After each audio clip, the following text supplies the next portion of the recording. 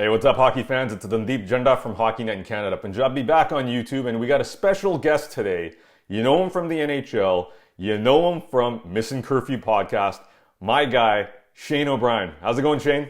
Randip, what's up, fella? Good to see you. I started my post-hockey career with you and Dano, so it's always good to catch up, fella. So thanks for having me. Of course, man. And now looking behind you, you got the Missing Curfew everywhere. You got Corey Perry pointing you out at games. The whole thing. Loving it. Studio looks nice and sharp, my friend. Thank you. Well, it's awesome to have you on. We've been chatting on and off for a number of years now, as you mentioned, but I think this is the second time you're on Hockey Night in Canada, Punjabi. First time was a couple of years ago on our Instagram Live, but we got an action-packed, Saturday night coming up. 2 games, Nashville, Toronto, which is kind of something near and dear to your heart for 2 reasons. I'll get into that in a second. Rangers, Canucks as well. On the Nashville series, your boy, Ryan O'Reilly is heading back to Toronto. So you know him very well. You were at his cup party a couple of years back. What does this mean to Ryan this coming weekend? Yeah, the fact that he's a pretty chill guy, as I think Leaf fans recognize with his time in Toronto. And when he did leave the city, I thought he kind of went out of his way to really let people know how first class of an organization the Toronto Maple Leafs are, how great they were for his family. All those little things that go on to playing in the NHL that people maybe don't realize it is such big, it's such a big thing for players. And in fact, I did a great job of saying how great the Leafs were. I just don't think he loved, being in the bright lights of Toronto. Nashville's perfect for him. He can play the guitar. They're off to a decent start down there. So I think him going back, I hope the Leafs fans give him the response he deserves. Without him, they don't get past the first round for the first time in God knows how many years. Listen, it's a business. He decided to move on to Nashville, but I hope the fact that he gets the warm welcome he deserves. All right, when he was going through the process, did he reach out and say, "Hey, Shane, I know you played in Nashville. You had a little bit of experience out there. Did he pick your brain a little bit?" Yeah, he did, and he's a veteran now. He's spent enough time in Nashville throughout his career. We used to go to Bonnaroo back in the day, which is a music festival just outside of Nashville. He's a Nashville type of guy, and obviously he's such a good family guy. I know how important his family is to him, so I'm sure his wife and kids played into the decision. And Nashville's such a great city. Randip, if you're single like me, or if you got 3 or 4 kids like the Fact Daddy, Nashville covers all angles. So he's playing great down there. My boy Barry Trotz is the GM who brought him in, and Trotz knows character, and the Fact Daddy's got tons of character. So he looks good. He looks good in the yellow too. He looks good in the Nashville colors. Yeah, there's a couple of vets on that team now. Luke Shen as well, going and getting a long-term deal. So he's injured right now, but he'll be back at some point. Want to get your thoughts on the Leafs though, because you're in Port Hope, Ontario. Your hometown a couple of days ago. I know you flew back out west recently. What do you make of this year's team? Do you like them compared to last year? They got a little bit more jam. Is that something that they needed? Yeah, I love the moves that Brad Treliving did. Listen, I give Brad tons of credit, man. To come in there and not panic. We all know that Austin Matthews' no move clause kicked in July 1st. He handled that like a seasoned veteran, getting him locked up for another, whatever it was, 4 or 5 years. Then brings in, Revo, Max Domi, Bertuzzi. I thought Klingberg was a sneaky good pickup on the back end. Listen, I don't think they've played their best hockey. Max Domi and Nyes the other night against Tampa had a little bit of chemistry. I'd like to see Max get an opportunity to maybe play up there with Marner Matthews, sooner than later. I just think he could really help them. He's good on the forecheck. He's good in the corners. He plays at the same pace as Matthews and Marner play at. But listen, I think they're lucky for the record to be what it is. I don't think they didn't deserve to beat Tampa the other night. They got that shot. They went in and took care of business in Washington. Samsonov between the pipes is a little scary if you're a Leafs fan right now, but I think they're built better for playoff hockey. And at the end of the day, Randip, as well as anyone, that's all that really matters in Toronto nowadays.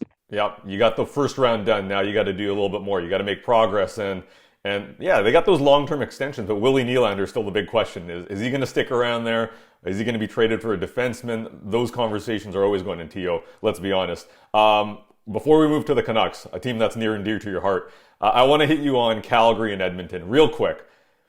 Who's in bigger trouble after slow starts? Connor's injured for the Edmonton Oilers. Calgary's looking pretty poor, -9 goal differential to start off the season. They're both kind of like crawling in to the Heritage Classic. Which one's in rougher shape? Yeah, I would have tried to move the Heritage Classic in all seriousness, right? McDavid's out. You're just like, let's maybe put it in the spring before playoffs when it's like weather gets a little nicer back home. But honestly, in all seriousness, like for me, it's the Edmonton Oilers. I didn't have the Calgary Flames making the playoffs this year. I love my boy Mackenzie Weegar. I think he's gonna have a better year than he had last year, although he had a great second half. I don't know. I didn't have Calgary making the playoffs. So for me, in oil country, McDavid getting hurt is terrible for the Oilers. It's terrible for the NHL. It's so much to watch. But if I'm pushing the panic button anywhere, I'm pushing it in Edmonton. And it's got to be guys. I seen Mark Vogel the other night get two. He's got to step up. Holloway's got to step up. McLeod's got to step up. It's time for these younger guys that have been given opportunities to hold the fort till 97 gets back. But to answer your question, the Oilers are pushing the panic button more than Calgary, I believe. All right, and I sense that as well. We were talking on the radio the other day about the Oilers, and people are freaking out a little bit because goaltending on some nights does the job, then they can't get any scoring, right? All right, coming back to Vancouver, the team that I cover on a daily basis, the team that you played with. You're a legend in this city. We still got to retire 55 at the Roxy. I'm on it, Obi. Don't worry. We're going to get this done together.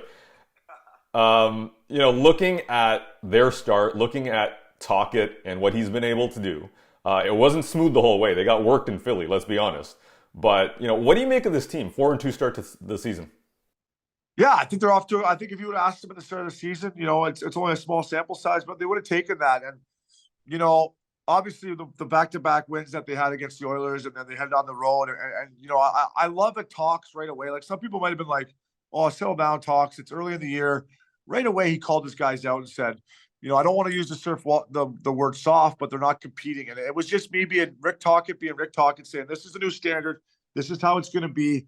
Some nights in the NHL, Randip, you don't have your best game, right? You're not going to feel good for 82 games. It's a hard league. It's good teams every night, but you got to bring that compete level. And last year, I think I came on your show, and I don't know if it was you and Dano or you somebody else, and I just questioned the Canucks compete level, under Bruce Boudreau. And as an ex-Canuck, I hated it. I'm like, you have a privilege to wear that jersey, to play in that city. It's one of the greatest cities in the league. You got to play hard every night. And I think right now, since Rick Tocchet's taken over, they're doing that. Obviously, Thatcher Demko playing the way he's been playing early is a good sign. I got the Canucks in the playoffs, so I love it. Talks is the man.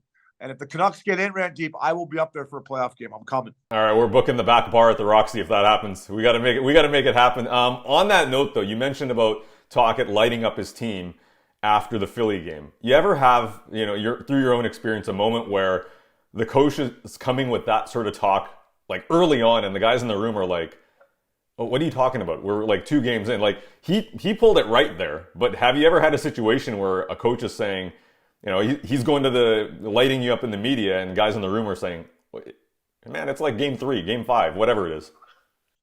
Yeah, no, it was definitely early, and never really in my situation that happened to us, but like for talks, it's like, listen, what has it been in Vancouver? My boy Greener had a little bit of success in the bubble.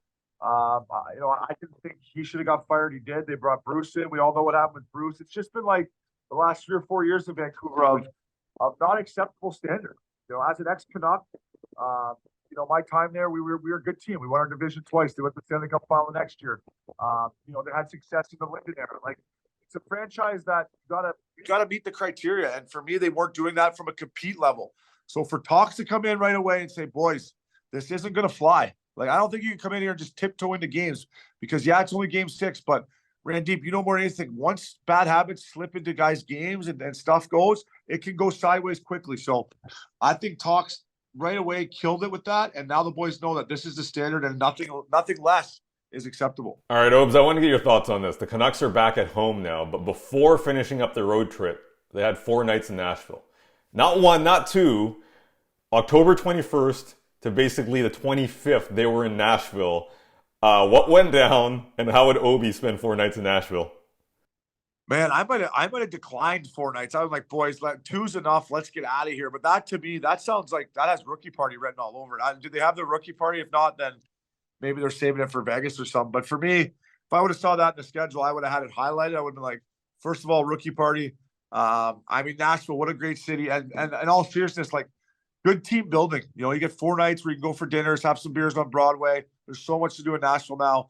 I think it was probably good for the Canucks. And they're not all animals like me, Randip. They probably wouldn't have went 4 nights as hard as they could like I would have. But That's something that doesn't happen a lot. When you get 4 nights in Smashville, you got to take advantage of that. Yeah. What's the longest layoff you ever had in a city? Oh man, me and Uppy talk about this a lot of the pod. I didn't get very good bounces. Like a lot of times I was, only in New York for 1 or 2 nights, or I had back-to-back games LA. And I think it was the hockey gods being like, oh, you don't need. But I think Scottsdale one time I had three or 4 nights in Scottsdale with the Canucks, I think. We stayed out at a golf resort and it really had a good time. But such a long season, when you do get an opportunity to have some fun, you got to take advantage of it. But you also got to be smart and pick your spots, which all the guys do now. All right, I'm going to call you out on one thing though. Yeah. Prague was probably your longest layoff. Oh, right? How many Prague, days was that? Oh yeah, dude. Prague got me traded to the Canucks. Prague was too long. I don't know what they were thinking. They took us there 13 days before the game. That would not happen anymore. I guarantee you that. Wow. All right. And as soon as you got back, you were shipped off to the Canucks? Yeah, I landed in Tampa, went home, and I got traded that afternoon. It was on a plane to Vancouver that night. It was crazy. Wow. Hey, at least they had a good time in Prague, right? You can put that one on the bucket list. Too good a time. But yeah, Prague's a great city. I had a blast. All right, Obi, one thing I want to hit you on before we let you go here. NHL Edge, it's like a new statistics site that the NHL's coming out with. They're coming out with their analytics and saying, hey, this is how fast a guy skates. This is how much he skates during a game. Us, in the media love it because we can see, how much a guy is putting in, who's the fastest skater, fastest shot. From a player's perspective, from your perspective, is that something you want to see? Is like when you were in your playing days, did you want people to see how much you were skating or how much was going on the ice?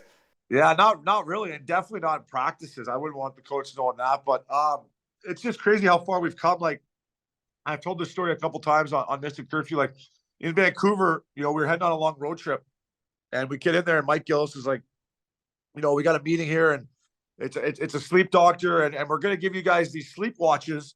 Now this is before iWatches or the Apple Watch or any of this stuff. Whoop, whatever. There's none of this stuff. And they're like, we're gonna get you to wear this watch on the road. And I'm like, what?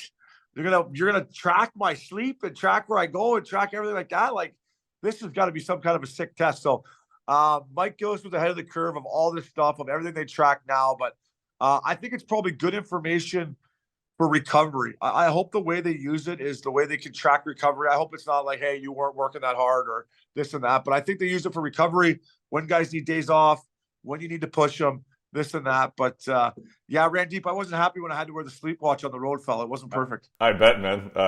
Trips with your boys like Lupul, and I remember you talking about Philadelphia once where, speaking of playing guilty, they probably had an early morning / late night that night, right?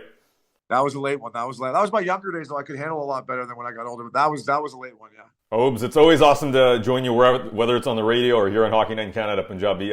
We'll save it for next time as well. We got a long season, man. Hope to connect with you again. But thanks very much for joining us, and take care, my friend. Keep killing it on Missing Curfew. Thanks, buddy. Anytime, Randip. Thanks for having me, bud.